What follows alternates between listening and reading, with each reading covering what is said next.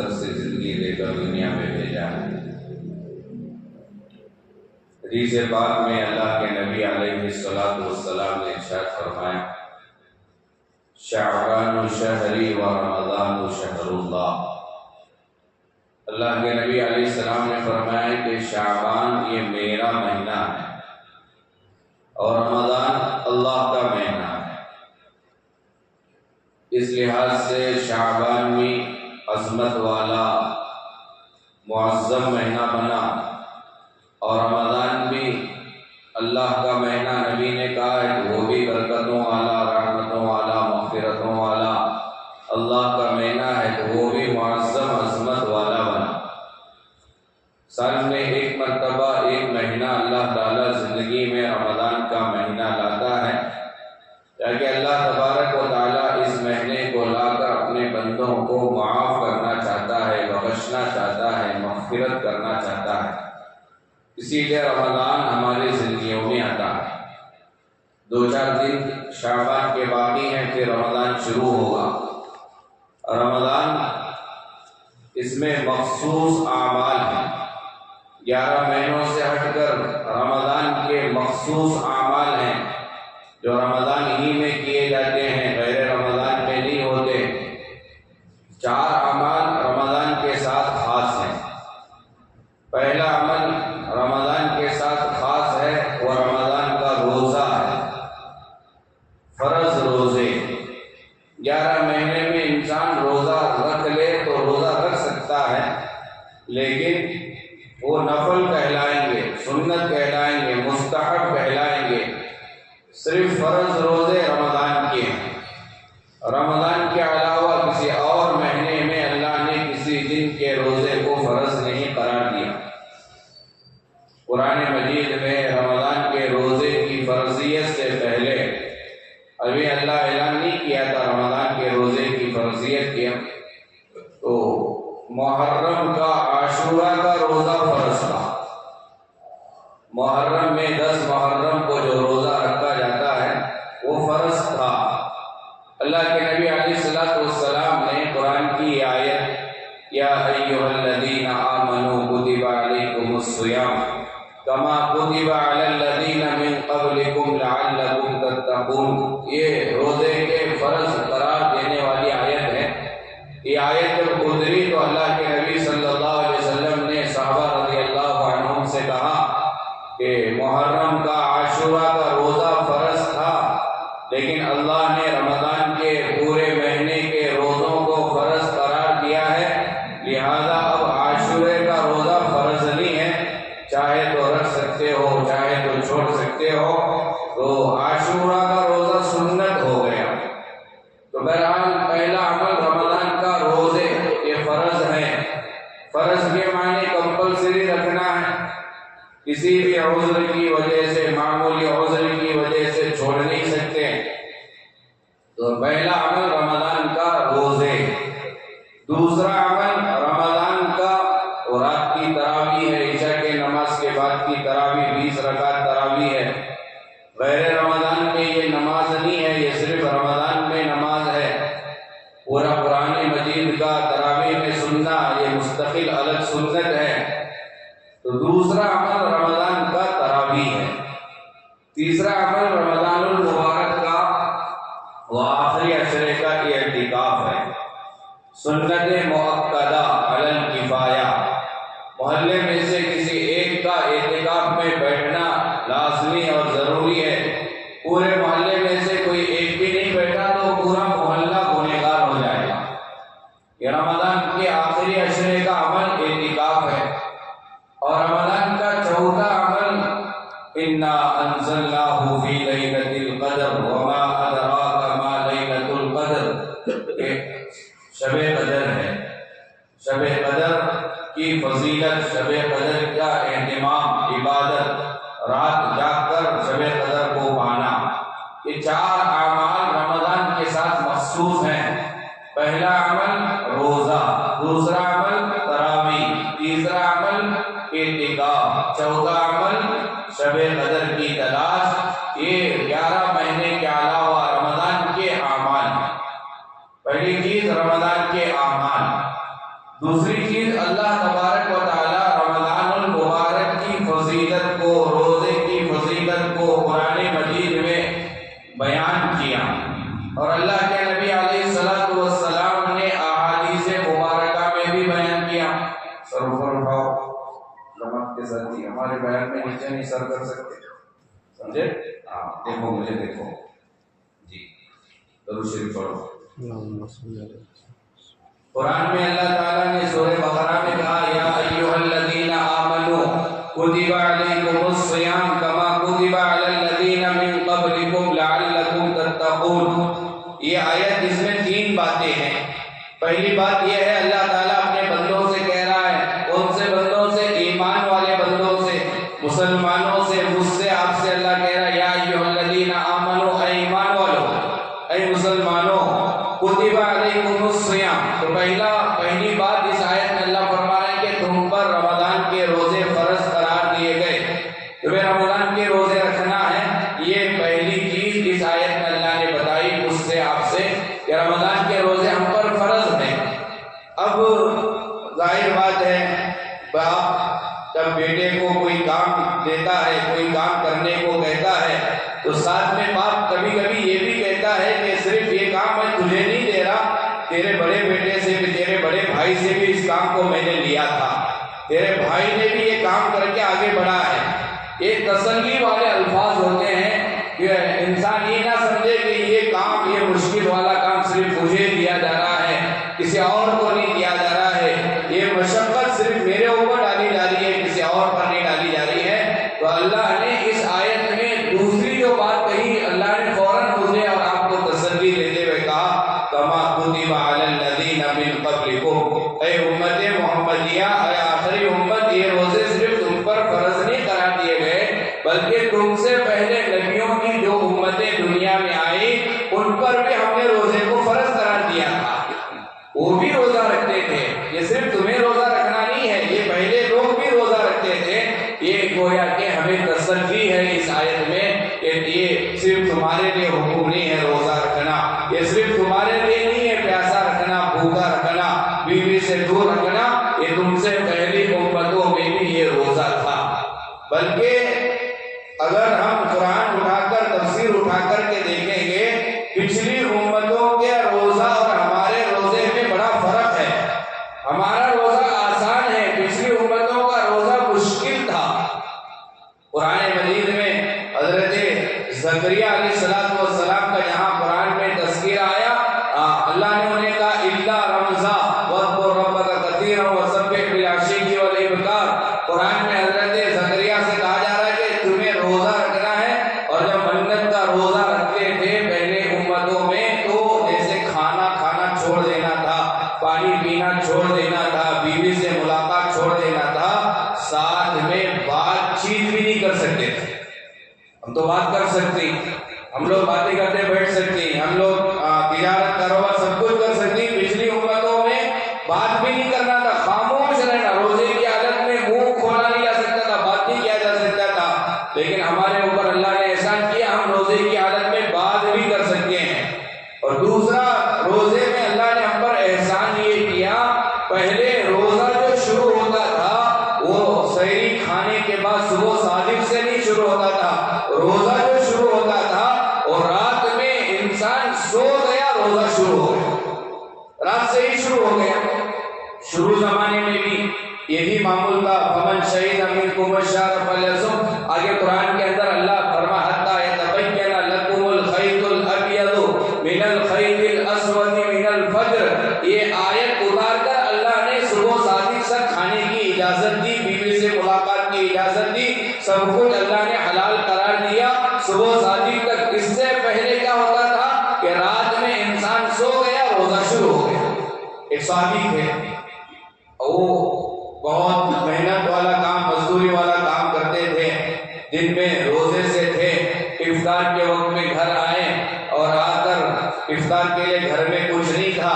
بیوی نے کہا شوہر سے، صاحب رسول سے، تم تھوڑی دیر یہاں بیٹھو، آرام کرو، میں تمہارے لیے افطاری کے لیے کچھ لاتی ہوں۔ یہ کہہ کر بیوی گئی گھر سے باہر۔ اب دن بھر مزدوری کر کے، کام کر کے، محنت کر کے بندہ بڑا تھکا ہوا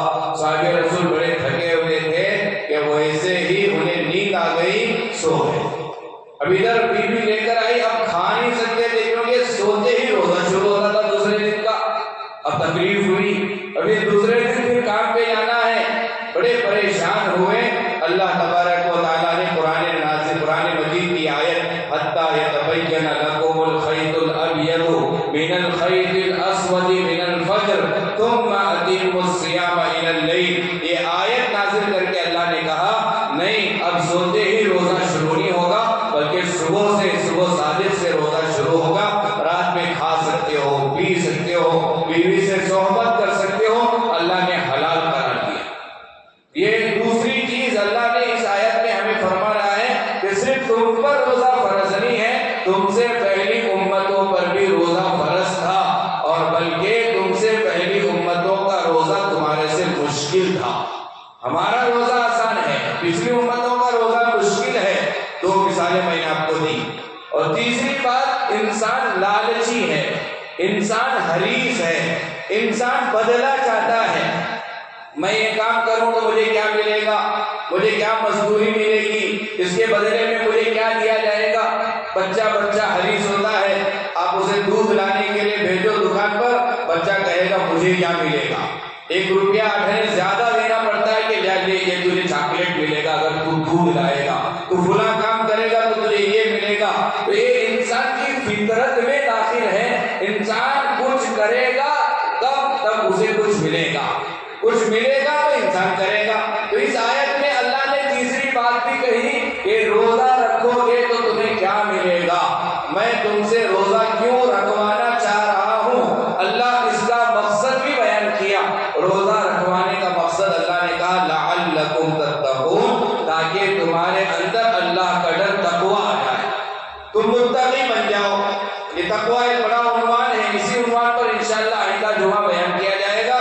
تو اس آیت میں 3 باتیں، نمبر 1 اللہ نے روزے کو فرض قرار دیا، نمبر 2 اللہ نے ہمیں تسلی کی، کہا روزے صرف تم پر فرض نہیں، تم سے پہلی امتوں پر بھی فرض تھے، اور تیسری بات اس آیت میں اللہ نے کہا کہ روزہ رکھوانے کا مقصد تمہارے اندر تقویٰ، پرہیزگاری، اللہ کا ڈر، اللہ کا خوف آ جائے۔ یہ 3 چیزیں اس آیت میں اللہ نے بیان کی۔ اور رمضان کی فضیلت اس سے بڑھ کر اور کیا ہو سکتی ہے، پورے قرآن مجید میں تلاش کریں، الحمدللہ رب العالمین سے لے کر من الجنۃ والناس تک، پورے قرآن میں 1 مہینے کا لفظ اللہ نے صراحت کے ساتھ قرآن میں لیا ہے، وہ رمضان کا مہینہ ہے۔ کسی مہینے کا نام قرآن میں نہیں آیا، محرم الحرام، صفر المظفر، ربیع الاول، ربیع الاخر، جمادی الاولی، جمادی الاخری، رجب، شعبان، شوال، ذی القعدہ، ذی الحجہ، کسی مہینے کا نام اللہ نے نہیں لیا سوائے رمضان کے مہینے کے۔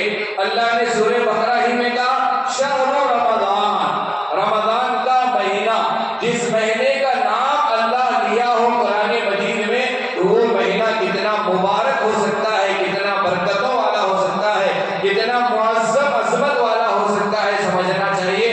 اللہ رمضان کے مہینے کا نام لے کر کہہ رہا ہے شہر رمضان الذی انزل فیہ القرآن، پہلی فضیلت مہینے کی اللہ نے اس مہینے کا نام لیا، اور اسی آیت میں اللہ کہہ رہا ہے یہ مہینہ فضیلت والا اس لیے بھی ہے انزل فیہ القرآن، اس مہینے میں ہم نے قرآن کو نازل کیا، اس مہینے میں قرآن نازل ہوا۔ ایک تو اللہ نے مہینے کا نام لیا، اور دوسرا اللہ تعالیٰ اس مہینے میں قرآن کو نازل کیا۔ سورہ قدر میں اللہ فرماتا ہے انا انزلناہ فی لیلۃ القدر، یہ وہ مبارک رات ہے جس میں ہم نے قرآن کو نازل کیا، یعنی مہینہ رمضان کا رات لیلۃ القدر تھی، اللہ نے لوح محفوظ سے آسمان دنیا پر سارے قرآن کو نازل کیا۔ اس لحاظ سے بھی یہ مہینہ بڑی عظمتوں والا ہے۔ اللہ کے نبی علیہ السلام نے حدیث مبارکہ میں فرمایا، اللہ کے نبی علیہ السلام فرماتے ہیں من صام رمضان ایمانا واحتسابا غفر له ما تقدم من ذنبه، یہ حدیث فضیلت کو بتاتی ہے، من صام رمضان ایمانا واحتسابا غفر له ما تقدم من ذنبه، جو اللہ کا بندہ رمضان کے مہینے میں روزے کو ایمان کے ساتھ، اخلاص کے ساتھ، احتساب کے ساتھ رکھا، کیا ملے گا؟ غفر له ما تقدم من ذنبه، اللہ پچھلے سارے گناہوں کو معاف کرے گا۔ ایک مہینہ رمضان کے روزے اگر کسی نے رکھ لیا اخلاص کے ساتھ، اللہ کو راضی کرنے کی نیت کے ساتھ، ایمان کی حالت میں، 2 شرائط بیان کی اللہ کے نبی نے۔ پہلی شرط روزہ رکھنا ہے ایمان کی حالت میں، کیونکہ رمضان میں بہت سارے ہمارے نان مسلم دوست، غیر مسلم دوست، ہندو مذہب سے تعلق رکھنے والے، کسی اور مذہب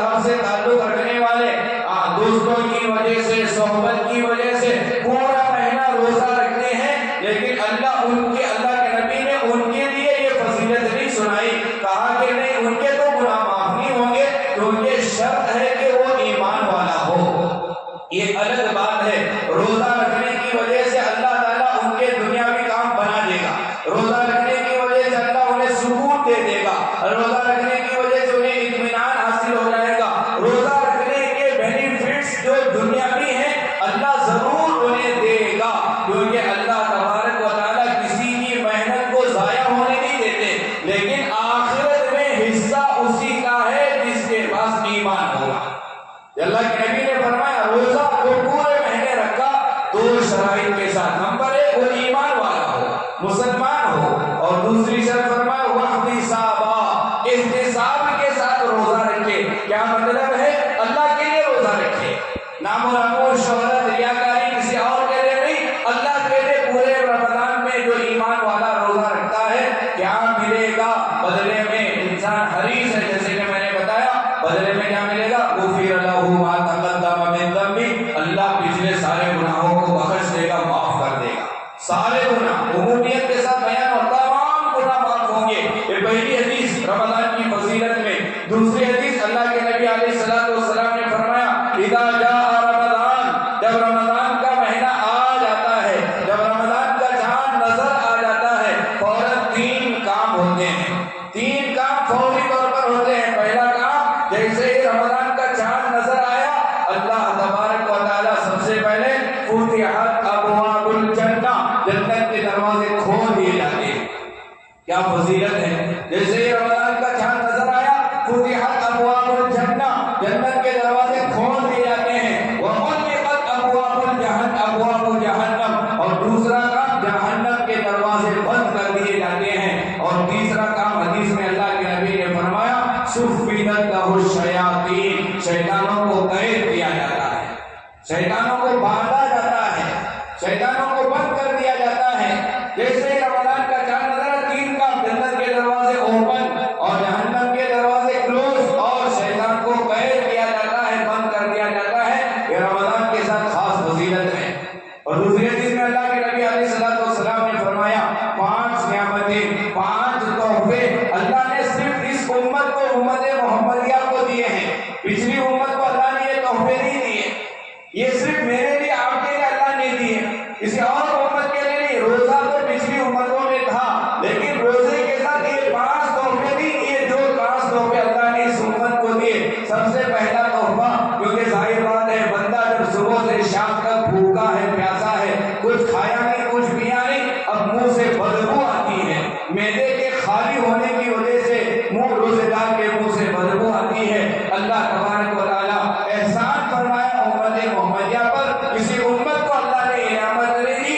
اللہ تبارک و تعالیٰ نے کہا امت محمدیہ کا، نبی کا امتی، محمد رسول اللہ کا امتی جب روزہ رکھتا ہے، خالی معدہ ہونے کی وجہ سے، بھوکا پیاسا رہنے کی وجہ سے، شام کے وقت میں منہ سے جو بدبو آتی ہے، اللہ کے نزدیک اس بدبو کی کتنی قدر ہوگی، اللہ تبارک و تعالیٰ مشک سے زیادہ اس کی قدر بنا دی، ثواب اللہ مشک سے زیادہ خوشبو والا عطا کرے گا۔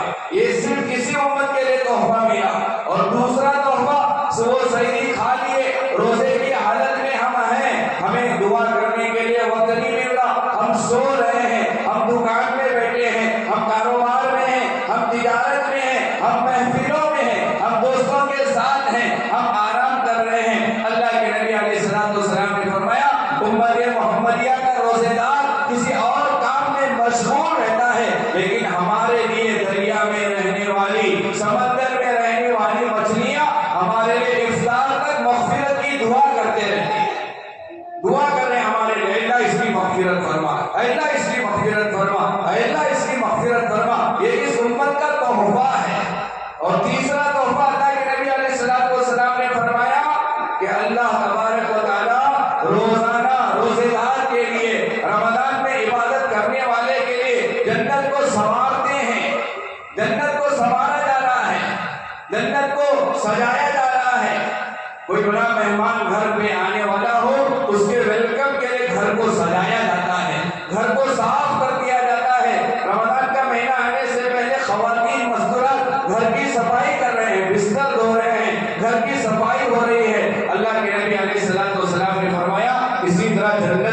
سجایا جاتا ہے روزے داروں کے لیے، جنت کو سنوارا جاتا ہے روزے داروں کے لیے۔ اور چوتھی نعمت، چوتھا تحفہ اللہ تعالیٰ نے ہمارے لیے کیا رکھا ہے؟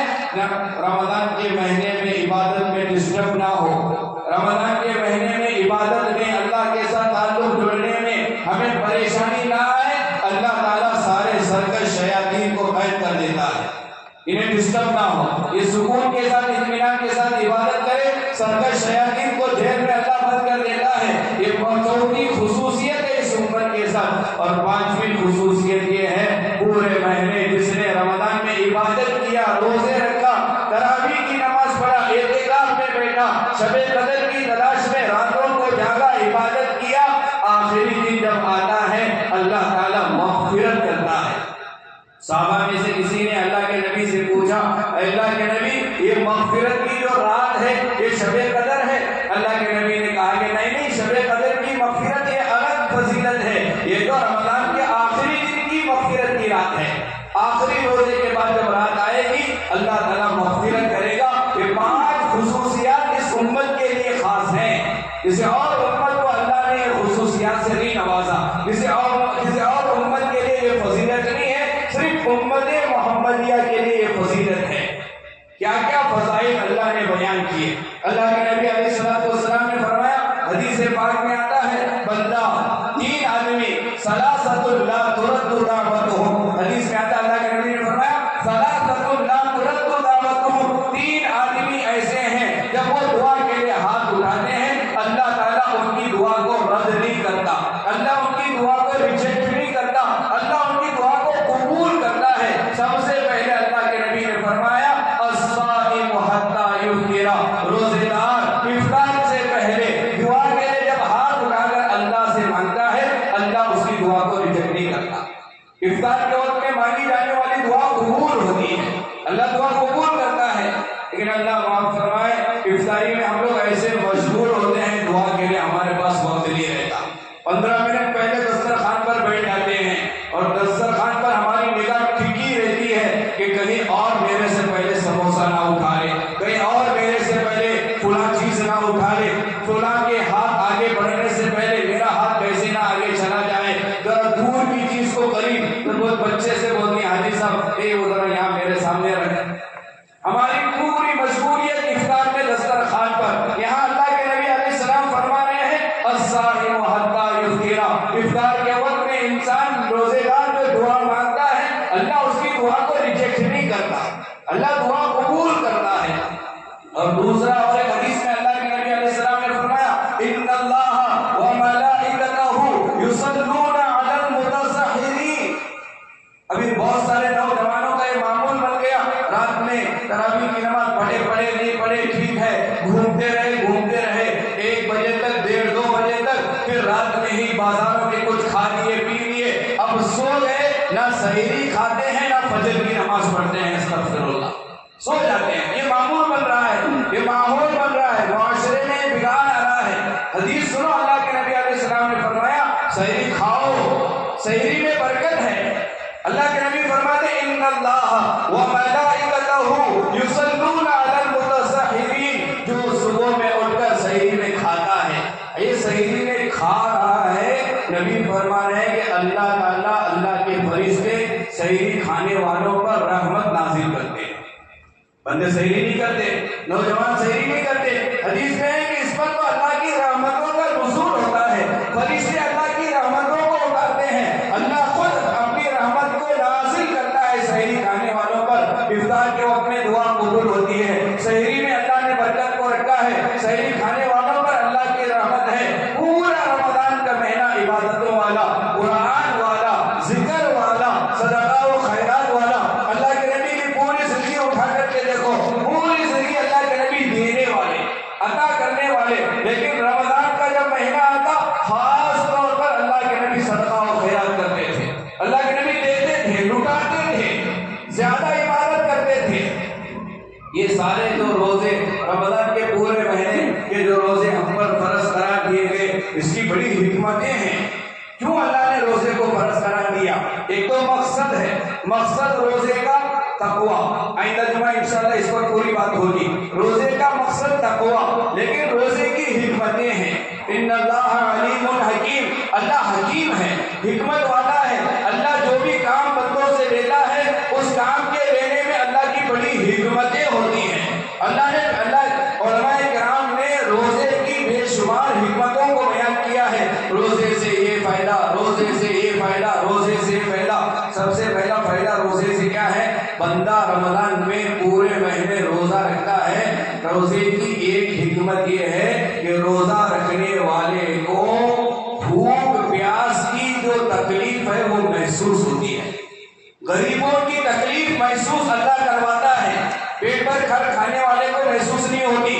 جب انسان صبح سے شام تک بھوکا ہے، صبح سے شام تک پیاسا ہے، اب تھوڑا سوچو، اب پیٹ میں کھانا نہیں، پانی نہیں، بھوک بھی لگی ہے، پیاس بھی لگی ہے. تھوڑا امیجن کرو، تھوڑا سوچو، تصور کی دنیا میں جاؤ. اسی وقت اگر ہمارے موبائل میں غزہ کے بھٹکتے ہوئے بچوں کا کوئی ویڈیو آ گیا جو بھوک کی وجہ سے پورے سال میں کتنے سالوں سے تڑپ رہے ہیں، تو اس وقت میں ہمیں احساس ہوتا ہے یہ کیا کیسی تکلیف ہے. پیٹ بھرے انسان کو یہ تکلیف محسوس نہیں ہوتی، یہ بھوکے انسان کو تکلیف محسوس ہوتی ہے، یہ پیاسے انسان کو تکلیف محسوس ہوتی ہے. روزے کی یہ بڑی حکمت، پیاس کسے کہتے ہیں اللہ ہمیں محسوس کرانا چاہتا ہے. بھوک کسے کہتے ہیں اللہ ہمیں محسوس کرانا چاہتا ہے تاکہ یہ تکلیف محسوس ہو کر بھوکوں کو ہم کھلانے والے بنے، یہ تکلیف محسوس کر کے پیاسوں کو ہم پلانے والے بنے. حضرت عائشہ رضی اللہ عنہ، موطا امام مالک کی روایت ہے، حضرت عائشہ رضی اللہ عنہ روزے سے ہیں. افطاری کا وقت، عصر کے بعد کا وقت ہے. حضرت عائشہ کے گھر میں ایک روٹی ہے، ایک روٹی کے علاوہ کچھ بھی نہیں افطاری میں کھانے کے لیے. نبی کی بیوی صدیق کی بیٹی کے گھر کی حالت سنو. حضرت عائشہ روزے سے ہیں، گھر میں صرف ایک روٹی ہے، افطار کا وقت قریب ہے. کسی سائل نے دروازے پہ آ کے کہا اللہ کے نام پہ کچھ دے دو. حضرت عائشہ رضی اللہ عنہا نے خادمہ سے کہا وہ ایک روٹی اسے دے دو. خادمہ کہہ رہی ہے کہ اس کے علاوہ افطار میں کچھ نہیں ہے. حضرت عائشہ نے کہا کہ ٹھیک ہے کوئی بات نہیں، دے دو. وہ ایک روٹی جو گھر میں تھی وہ اٹھا کر دے دیا گیا. یہ کب ہوگا؟ جب بھوکے کی حالت کا ہمیں احساس ہوگا، پیاسے کی حالت کا ہمیں احساس ہوگا. روزے کی بڑی حکمت بھوکے پیاسوں کی تکلیف کو محسوس کرنا. اور دوسری حکمت روزے سے ہمیں کیا ملتا ہے، کیا سبق دیا جاتا ہے؟ دوسری حکمت یہ ہے کہ انسان جب روزے سے رہتا ہے تو روزے کی وجہ سے انسان کے اندر عاجزی و انکساری آتی ہے. روزے کی وجہ سے بندہ اپنے آپ کو چھوٹا بنانے والا بنتا، تکبر نہیں کرتا، میں بڑا، میں فلاں نہیں. بھائی جب روزے سے رہتا ہے تو انسان کو احساس ہوتا ہے کہ میں بڑا عاجز ہوں، میرے اندر عاجزی آنی چاہیے. حدیث میں جو دعا ہے، ابو داؤد شریف کی حدیث، افطار کے وقت میں جو دعا پڑھی جاتی ہے، کیا دعا ہے؟ اللہم لک صمت وعلی رزقک افطرت. ابو داؤد میں حدیث میں یہ دعا آئی ہے، اللہم لک صمت وعلی رزقک افطرت. اس کے اندر ہمیں عاجزی سکھائی جا رہی ہے. عاجزی کیا ہے؟ اللہ میں جو روزہ رکھتا تیرے لیے روزہ رکھا. اللہم لک صمت، اللہ میں نے تیرے لیے روزہ رکھا. آگے کا بندہ کہتا ہے وعلی رزقک افطرت، اللہ میں اتنا عاجز ہوں اگر تو مجھے روزی نہیں دے گا تو میں افطار بھی نہیں کر سکتا. یہ میں افطار جو کر رہا ہوں یہ تیری روزی کی وجہ سے، تو نے مجھے یہ روزی دیا، کھجور کی شکل میں، فروٹس کی شکل میں، بھجی کی شکل میں، سموسے کی شکل میں. یہ جو کچھ نعمتیں میرے دسترخوان پر ہیں یہ سب تیرا ہے، تو اس کا مالک ہے. یہ عاجزی اللہ ہمارے اندر روزے کے ذریعے سے لانا چاہتا ہے. میں کون ہوں؟ میرے اندر کچھ نہیں ہے طاقت، میں کچھ نہیں کر سکتا. وعلی رزقک افطرت، آج میں جو افطار کر رہا ہوں یہ بھی تیری روزی کے ذریعے سے افطار کر رہا ہوں. یہ عاجزی اللہ تعالیٰ روزے کے ذریعے سے ہمارے اندر لانا چاہتا ہے. دوسری چیز، تیسری روزے کی حکمت یہ ہے اللہ پورے رمضان میں ہمیں روزے رکھوا کر ہمارے اندر برداشت کی طاقت کو پیدا کرنا چاہتا ہے. برداشت کرنے والے بنے. رمضان میں ایسا ہوتا نہیں ہوتا، دوپہر کے وقت میں، دھوپ کے وقت میں اگر کوئی ہمیں گالی دے ہمیں بھی غصہ آتا ہے، جواب دینے کا جی چاہتا ہے، لیکن کیا کہتا ہے؟ بیٹے تو روزہ اوپر کو چپ بیٹھو نہیں تو تجھے دیکھ لیتا تھا بیٹے. ابھی برداشت کی صلاحیت اللہ پیدا کر رہا روزے کی وجہ سے. ہوتا نہیں ہوتا؟ بہت کوئی ستا رہا، پریشان کر رہا، صبر کھا رہا کہ بھائی پی جاؤ نہیں ذرا بھی تو، اب بولتا نہیں میں روزے سے تھا ورنہ میں اسے دیکھ لیتا. تو بعض تو یہ بھی بول دیتی ذرا افطار کے بعد ملاقات کر لے، دیکھ لوں گا تجھے. مطلب یہ کہ ابھی جائز نہیں، افطار کے بعد جھگڑنا جائز ہو جاتا. بہرحال تیسری حکمت یہ ہے روزے سے اللہ ہمارے اندر برداشت کی طاقت صلاحیت پیدا کرنا چاہ رہا ہے. بندے جیسے روزے کی حالت میں تو جھگڑنے سے روکا، کیوں؟ کیونکہ تو کہہ رہا انی امرؤ صائم. اللہ کے نبی علیہ السلام نے کہا رمضان میں روزے کی حالت میں اگر کوئی تمہیں برا بھلا کہے، قاتلہ، اگر کوئی تم سے جھگڑا کرے تو تم خاموش ہو جاؤ اور سامنے والے سے کہو انی امرؤ صائم، میں تجھے برا بھلا نہیں کہوں گا، میں تجھ سے جھگڑا نہیں کروں گا، میں تجھے کچھ گالی نہیں دوں گا. کیوں؟ کیونکہ میں روزے سے ہوں. اللہ یہ عملی مشق کرا رہا ہے میرے اندر طاقت آئے برداشت کرنے کی، میرے اندر سنبھالنے کی طاقت آ جائے، یہ اللہ تعالیٰ پیدا کروانا چاہتا ہے. اور چوتھی روزے کی حکمت یہ ہے اللہ روزے کے ذریعے سے ہمارے اندر شکر والی صفت کو پیدا کرنا چاہتا ہے. شکر آ جائے، اللہ کا شکر ادا کرنے والے بن جائیں. اللہ کی نعمتیں جب ہمارے سامنے ہوں گی ہم نہیں کھائیں گے، جب احساس ہوگا اللہ کی نعمت کتنی بڑی نعمت ہے، کتنی بڑی دولت ہے، تو اللہ کی نعمتوں کا ہم شکر ادا کرنے والے بنے. یہ روزے کی حکمت ہے. اور پانچویں حکمت، بڑی حکمت ہے روزے کی، اللہ رمضان میں حلال سے ہمیں دور رکھ کر پوری زندگی حرام سے بچانا چاہتا ہے. دوپہر میں ابھی پانی پینا حلال ہے حرام ہے؟ بولو بھائی، پانی پینا کیا ہے؟ حلال ہے. کھانا کھانا حلال ہے. جیسے ہی رمضان کا چاند نظر آیا روزے کی حالت میں، ابھی گھر میں آئے دوپہر میں گرمی میں سینٹرک کام کرنے والا گھر کو آیا، ابھی گھر میں آیا تو دیکھا کہ جورو گھر میں نہیں ہے، بچے بھی اسکول گئی، انہیں اکیلا عبدالرزاق آئے سینٹرک کے کام سے، ابھی گھر میں گئے کچھ بھی نہیں ہے گھر میں، فریج ہے، فریج کے اندر یوں ڈور اوپن کے فروٹس بھی ہے، اب وہاں سائڈ میں بوتل بھری ٹھنڈا پانی ہے. آپ مجھے بتاؤ کیا تنہا اکیلا گھر میں کوئی گھر میں نہیں، نہ بیوی بچے، وہ بوتل اٹھا کر ایک گھونٹ کوئی روزے دار پانی پی سکتا کیا؟ کوئی پیتا؟ کوئی نہیں پیتا. آپ لوگ ماشاءاللہ رمضان میں نماز پڑھتے ہیں، ابھی بھی نمازی ہیں، رمضان میں بھی ہم نماز پڑھتے ہیں. عصر کے وقت میں تو اور زیادہ پیاس لگے رہتی، وضو کرتے کو بیٹھے کنڈلی کرتے کرتے ایک گھونٹ پانی بھی اندر پی لیتے کیا کون کو؟ یہ دیکھنے کو ملتا ہے کہ یہاں آ کر کچھ نوجوان کچھ لوگ واپس جا کر تھوکتے ہیں. وہ کیوں تھوک رہے ہیں؟ انہیں یہ احساس ہو رہا ہے کہ یہ کنڈلی کا پانی ابھی ذرا بچا رہے گا، اندر گیا تو کہیں میرا روزہ نہ ٹوٹ جائے، دوبارہ جا کر تھوکتے ہیں. کوئی پیتا نہیں. اللہ ہمیں سمجھا رہا ہے میرے بندے پانی تو حلال تھا، روزے کی وجہ سے تو نے نہیں پیا. کھانا حلال تھا، روزے کی وجہ سے تو نے نہیں کھایا. فروٹس حلال تھا، روزے کی وجہ سے تو نے نہیں کھایا. جیسے تو نے رمضان میں روزے کی وجہ سے حلال چیزوں سے بچا، پوری زندگی اسی طرح حرام سے بچ، سود کھانے سے بچ، رشوت کھانے سے بچ. جیسے تو روزے کی حالت میں جھوٹ بولنے سے بچا، پوری زندگی جھوٹ بولنے سے بچ. جیسے تو روزے کی حالت میں غیبت کرنے سے بچا، پوری زندگی بچ. اللہ رمضان میں ایک پریکٹس ہمیں کرا رہا ہے کہ جیسے رمضان میں تم گناہوں سے بچتے ہو، پوری زندگی گناہوں سے بچنے والے بن جاؤ. جیسے رمضان میں تم حلال چیزوں کو چھوڑ رہے ہو، پوری زندگی حرام چیزوں کو چھوڑنے والے بن جاؤ. یہ ایک عملی مشق کے لیے اللہ تعالیٰ نے روزے کو فرض قرار دیا ہے. لیکن یہ عملی پریکٹس، عملی مشق ہم نے نہیں کیا. بس روزے سے تو ہیں، کھانا چھوڑ دیا، پینا چھوڑ دیا، جھوٹ بھی بول رہے ہیں، غیبت بھی کر رہے ہیں، دھوکہ بھی دے رہے ہیں، آنکھوں سے غلط چیزیں موبائل میں دیکھ رہے ہیں، گانے بھی سن رہے ہیں، گیم بھی کھیل رہے ہیں. تو اللہ کے نبی علیہ السلام نے فرمایا رب صائمین، رب صائمین، رمضان میں بہت سارے ایسے روزے دار ہوں گے. یہ نبی نے کہا ہے رب صائمین، رمضان میں بہت سارے ایسے روزے دار ہوں گے جنہیں بھوکا پیاسا رہنے کے سوا کچھ ملنے والا نہیں ہے. انہیں کچھ نہیں ملے گا، کچھ ثواب نہیں ملے گا. کیوں؟ تھے تو وہ بھوکے لیکن جھوٹ بھی بول رہے تھے تو وہ بھوکے پیاسے لیکن وہ غلط چیزیں موبائل میں نامحرموں کو دیکھ رہے تھے، غلط چیزیں سن رہے تھے. تو اللہ کے نبی نے کہا روزہ رہتے ہوئے بھی جو گناہ میں مبتلا رہتا ہے اسے بھوکا پیاسا رہنے کے سوا کچھ مل والا نہیں ہے۔ اسی حدیث کے اندر علماء نے محدثین نے لکھا ہے جس طرح بھوکا رہنا روزہ، پیاسا رہنا روزہ، بیوی سے دور رہنا روزے کی حالت میں روزہ ہے، اسی طرح غلط نہیں دیکھنا یہ آنکھوں کا روزہ، غلط نہیں بولنا یہ زبان کا روزہ، غلط نہیں سننا یہ کانوں کا روزہ، غلط کام نہیں کرنا ہاتھوں سے یہ ہاتھوں کا روزہ، غلط نہیں سوچنا یہ دماغ کا روزہ، غلط جگہ نہیں چل کر جانا یہ پیروں کا روزہ، یہ بھی روزہ ہے۔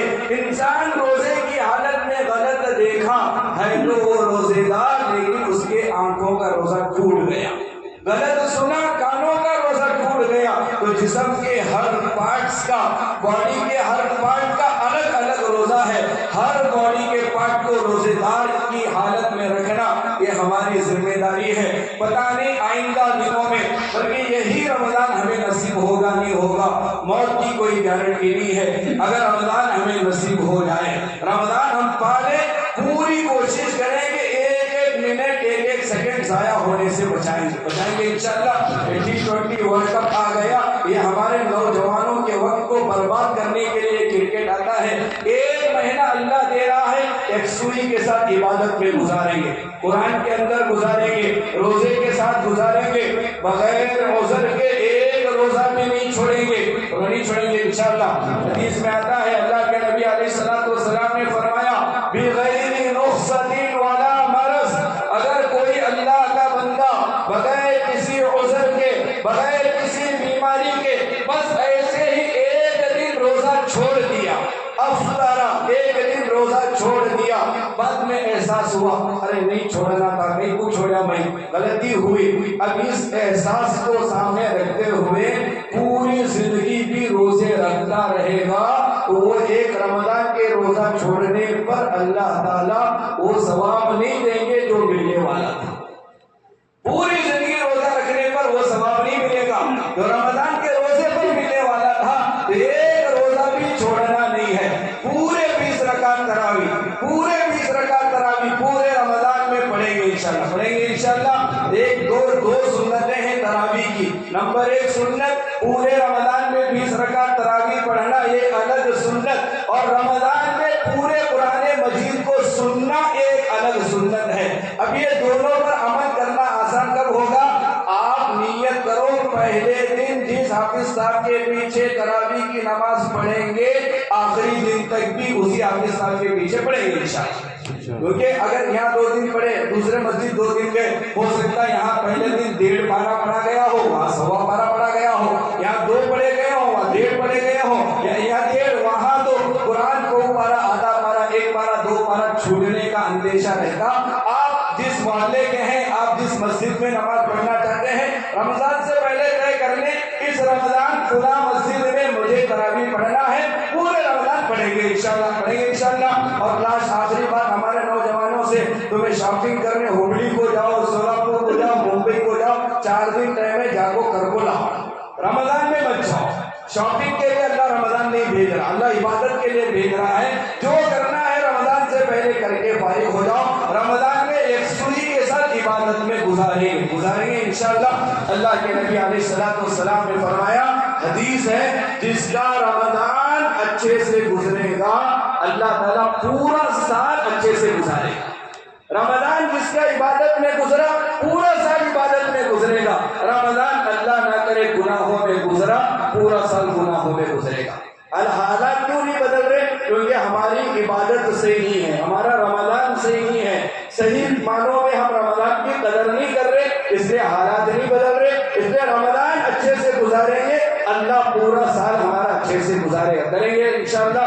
اللہ تعالیٰ کے لیے باتوں پر عمل کی توفیق نصیب فرمائے، آمین۔ وآخر دعوانا الحمدللہ رب العالمین۔ ایک معصوم سا بچہ کا